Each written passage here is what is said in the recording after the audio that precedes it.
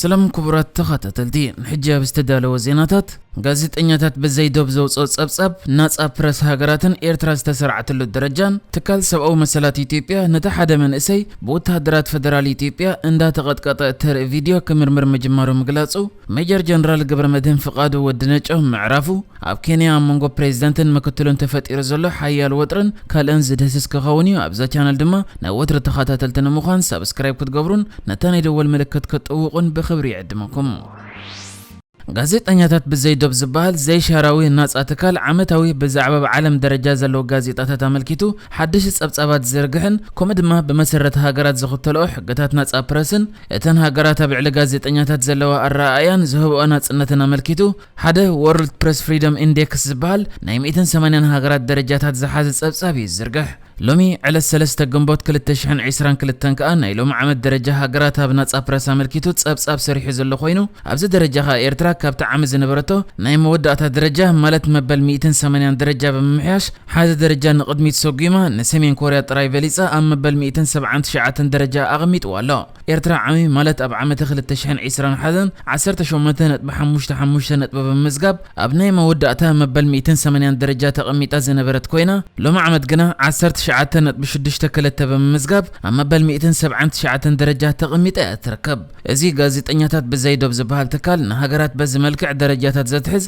ብጀካቲ ናጻ ፕረስ ኣብ ግምት ዘእትዎ ንቆጠባት ሃገር ንፖለቲካዊ አቃውማት ሃገር ማሕበራዊ ፍትሕቲ ሃገር ጸጥታታ ሃገር ከምኡ ድማ ሓጋጋ አካላት ሃገር ኣብ ግምት ይዘእቱ። ኣብዚ ድሕረዋይ ደረጃ ንሰሜን ኮርያን ኤርትራን ተኸቲለን ኢራን፣ ቱርክሜኒስታን፣ ሚያንማር፣ ቻይና፣ ቪየትናም፣ ኩባ፣ ኢራቅን ሶርያንን ፍልስጤምን ተሰሪዐን ዘለዋ። ኣብዚ ሕጂ ወፂ ዘሎ ናይ ናጻ ፕረስ ደረጃታት ከኣብ ዓለም ደረጃ ብዘለዋ ብሉጽ ሕግታት ናጻ ፕረስን ንጋዜጠኛታት ብእትህቦ ናጽነትን ኣብ ቀዳማይ ደረጃ ተሰሪዓ ዘላ ሃገር ኖርዌይ ኮይና ንዓኣ ተኸቲለን ድማ ዴንማርክ፣ ሽወደን፣ ኢስቶኒያ፣ ፊንላንድ፣ አየርላንድ፣ ፖርቱጋል፣ ኮስታሪካ፣ ሊትዌንያ፣ ሊቸንስታይንን ተሰሪዐን ዘለዋ። ካብ ጎረባብቲ ሃገራት ኤርትራ ከኣ ኢትዮጵያ ካብ ዝሓለፈ ዓመት ዝነበራ ናይ መበል 101 ደረጃ ናብ መበል 114 ደረጃ ክትወርድን ከላ ሱዳን ዓመ ካብ ዝነበረቶ መበል 159 ናብ መበል 151 ጅቡቲ ድማ ካብ ናይ ዓሚ መበል 179 ደረጃ ናብ መበል 164 ደረጃ ክብ ኢላ ዘላ። تكال سبعو مسالات إثيوبيا نتا محبرو قصات إنترنت بتتجاجمي كتزرجح زترأيت ناي سراويت إثيوبيا وتهدرو كدان زلوم سراويت نحد بعد من إشتي زخنا من إسي ندقت قطو أمود أتقدمه ندقتوا لنتر فيديو كمرمرة جميرو كم زل أفليت وكتبل مع كان زينا رويترز حبيرا أبزاز حلفت عربي أم محبرو قصات إنترنت ببزح تزرجح زنبرت فيديو حدا ناي سراويت إثيوبيا جوجله نتمن إسي ندقت قطو أمود أتقدمه أبكبد توكيسم دهارمو يزرع إتا فيديو كابوس لزي تقصل تقول بدحريو انتي كوين فلوت كونت زي كونه بتزنبرو محرمتي كومد ما زفسو زنبر الدمن هرم نايت إتاب كبدون هيوتس إنو كخون كم زغل اتزلع على تخقله يزلا نزقو دايما الكيتو منغست إثيوبيا زخونه زوص مغلص كونت زيله مع كان زينا رويترز جنا بمسرت بتا فيديو زرب اتم وتهدرات نتمن اسي كاب عبي عد اتبال ابزوبا ماكل تግራይ تركب عد مخانه بمخصاص كساق دفو اي تقتلوا حجي اي زاربن يزلو كابو حبريتا خنركب يزغبانا نير دحر مبال بهيوت زي قبرو خازه تعسم مسل قالات እንዳውጹ ከም ዝስምዑ በመግላጽያ እተማዕከነት ቦታ በዓላህ ተረጋግጾ ከም ዘይ ከአለት እንኳን ተገለጸት በመሰረት ዘረቦም ግን እትመን እሰይ ካብ ትግራይ እቲ ቦታ ኸአ ዓቢ ዓዲ ማእከል ትግራይ ምዃኑ ክኸስዎ ይስማዕ ነይሩ ኢላ ዘላ ሕጂ ኸአ ነዚ ጉዳይ አመልኪቱ ሓላፊ ትካል ሰብአዊ መሰላት ዳንኤል በቀለ ነታ ቪድዮ መርመራ ይገብሩላ ምህላዎም ገሊጽሎ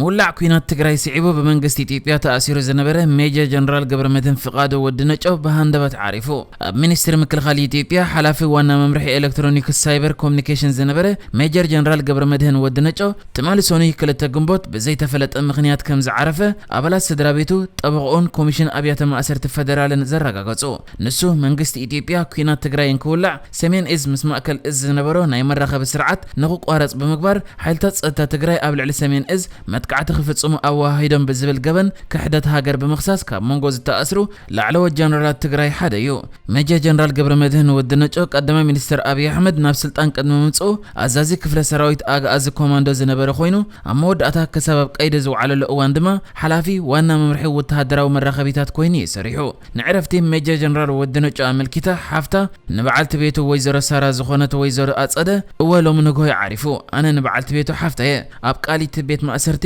ዓሪፉ ናብ ደገ ኣይወፀን ሓይሙ ኣይፈልጥን ምኽንያት ሞት ንኽፍለጥ ሬሳ ኸጻረ ተላኢ ኸሎ ንወድነጮ ንምግላጽ ቃላት ይሓጽረኒ ብጣዕሚ ርህሩህ ከትብልን ከላ ምእንቲ ድሕነቱ ሽሙ ዘይተገለጸ ሓደ ካብ ጠበቃታት ሜጀር ጀነራል ገብረመድህን ወድነጮ ኸኣ ጥዕንኡ ዝተሓለወ ከም ዝነበረ ወላውን ዝኾነ ንሞት ዘበቃ ሕማም ከም ዘይነበረ ይገሊጹ። ሓላፊ ርክብ ህዝቢ ቤት ህንጸት ኢትዮጵያ ገረመው ኣያለው ብመወገኑ ልክዕዮ ህይወቱ ሓሊፍ እዩ። ስድሮ ክሓትዎ መጽዮም ደው ኢሉ ምስ ስድሮ እናዕለልን ከሎ ይሃንደበት ወዲቑ። ካብኡ ስድሮ ኣብ ዘለዎ ናብ ሕክምና ተወሲዱ ካብ ክሊኒክ ናብ ሪፈራል ሆስፒታል ወሲዶሞ ስለዚ ሓቂዩ ህይወቱ ሓሊፍ እዩ። ንሞቱ ምኽንያት ክኸውን ዝኽእል ነገር ሰብ ሞያ ሕክምና መብርህ ክህብሉ ዝኽእሉ ክብል ተዛሪቡ። ካብ ጠበቃታት እቲ ጀነራል ሓደ ብምኽንያት በዓል ካብ ትማሊ ሶኒ ናብ ሎሚ ሰሉስ ዝተመሓላለፈ ቆፀራ ቤት ፍርዲ ይጽበዮ ከም ዝነበረ ተዛሪቡ። ወሲኹ ድማ እቲ ተወካሊኡ ኣብ ዝሓለፈ ሰሙን ምስ ሙሉእ ጥዕንኡ ከም ዝነበረ ኣብሪሁሎ። ሜጀር ጀነራል ገብረመድህን ወድነጮ ኣብ ዓመት 1983 ኣብቲ አንጻር ስርዓት ደርገ ዝግበር ዝነበረ ቃልሲ ህዝቢ ትግራይ ድሕሪ ምስታፉ ኣብ ኩናት ኢትዮጵያን ኤርትራን ኣዛዚ ክፍለ ሰራዊት 21 ኮይኑ ኣብ ኩናት ገምሃሎ ሰንበል ባድመን ድሕሪ ምስታፍ ኣብ ቻይና ብኮማንዶ ሰልጢኑ ኣብ ሶማሊ አንጻር አልሸባብ ዝተገብረ ኩናት ኣብ ላይቤሪያ ድማ ድሕሪ ኩናት ሓድሕድ ኣብቲ ሃገር ሰላም ንምስፋን መዝተዋፈረት ኣሃዱ ኮማንዶ ከምኡ ድማ ኣዛዚ ሻትሻይ መካናይዝ ኢትዮጵያ ኮይኑ ድሕሪ ምጽናሕ ከሳብ ዕለተ ማእሰርቱ ድማ ሓላፊ መምርሒ ወተሃደራዊ ርክባት ኤሌክትሮኒክስ ሳይበር ሚኒስትሪ ምክልኻል ኢትዮጵያ ኮይኑ ክሰርሕ ይጸኒሑ።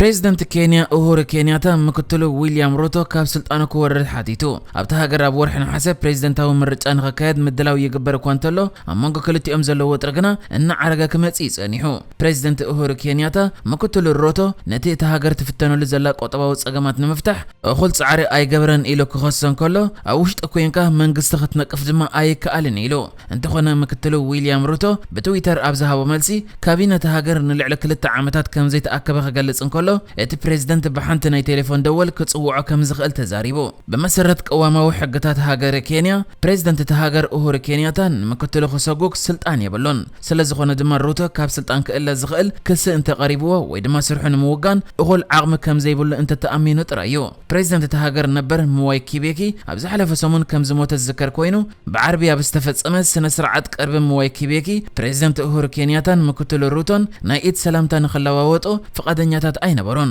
እቲ ኣብ መንጎ ክልቲኦም ሰብ መዚ ዝረአ ዘሎ ምስሓብ ብምኽንያት እቲ ሃገራዊ ምርጫ ከም ዝኾነ ይዝግለጽ። ሩቶ ኣብቲ ምርጫ ንፕሬዝዳንትነት ዝወዳደር ኮይኑ ፕሬዝዳንት ኬንያታ ድማ ንመራሒ ተቃዋሚ ሰልፊ ራይላ ኦዲንጋ ይዝድግፍ ዘሎ። ኬንያ ኣብዚ እዋን ልዑል ዝቕባበ ዋጋ ዘጋጥማ ዘሎ ኮይኑ ብፍላይ ድማ ዋጋታት ዘይትብልዕን ነዳድን ወሲኹ ይተራእዩ ዘሎ። ቆጠባዊ ጉዳይ እቲ ሃገር ድማ ኣብዚ ዝመጽእ ምርጫ ኣዝዩ ኣካታዒ ክኸውን እዩ ትጽቢት ዝግበር።